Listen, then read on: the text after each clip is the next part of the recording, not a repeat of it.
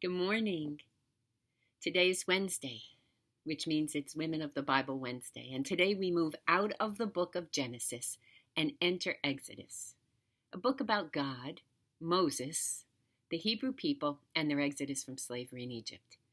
And we discover something interesting.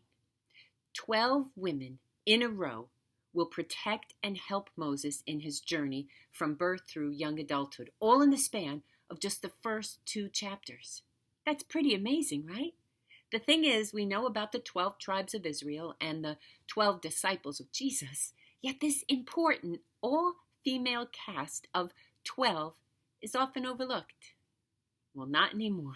We will look at these 12, and it begins with 2 women, midwives, named Shiphrah and Puah.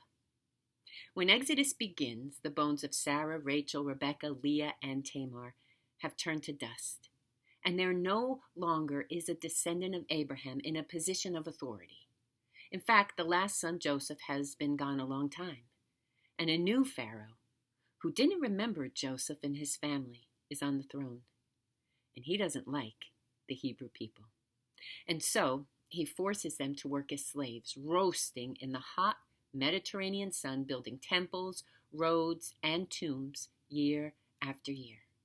Now, you would think this would decimate the Hebrew people, but instead, the population continues to grow, and Pharaoh becomes threatened by their numbers and strength.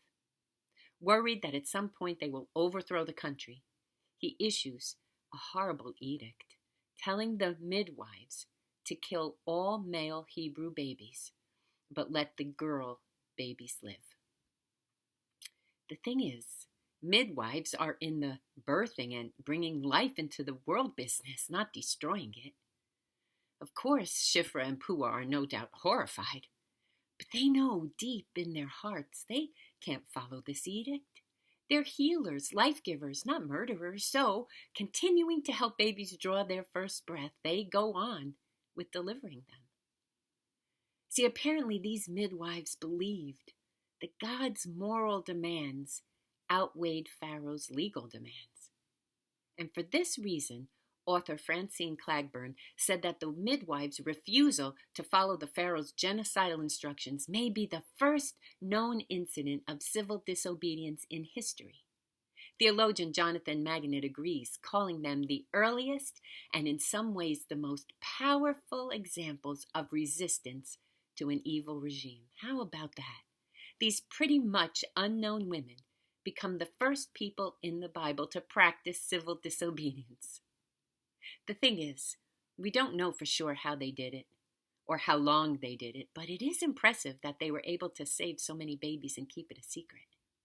However, their plan doesn't remain a secret for very long. Soon they are called to Pharaoh, who demands to know why the boys have been allowed to live. Filled with fear for their own lives, they tell Pharaoh it's because the Hebrew women aren't like the Egyptian women. These women are vigorous and strong and give birth before the midwives get there. Somehow satisfied with their answer, he tells them go. But now what? Well, Pharaoh decides to raise the stakes, telling his soldiers to throw all baby boys 2 and under into the Nile to drown. But that's a story for later. So, what do we learn from these 2 courageous women? Well, even with their knees knocking as they faced Pharaoh, they chose to do the right thing, the moral thing. And in the end, the Bible says God blessed them for it, giving them families of their own. You know, in researching these women, I discovered something amazing. There are scholars who say that midwives in Israel were always barren women who, in order to find their place in a society where family was valued above all else, were given the responsibility of helping other women bring life into the world. And if that's true, then it makes the fact that God gave them children as a reward for their faithfulness an even more beautiful blessing, don't you think?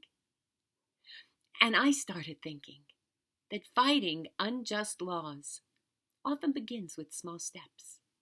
Think of Rosa Parks refusing to take a back seat on the bus, Or Malala, who was shot by the Taliban because she refused to accept that Muslim girls couldn't get an education. Or Victoria Woodhull, who refused to believe that a woman couldn't be president and actually was the first woman to run for president almost 50 years before women even had the right to vote.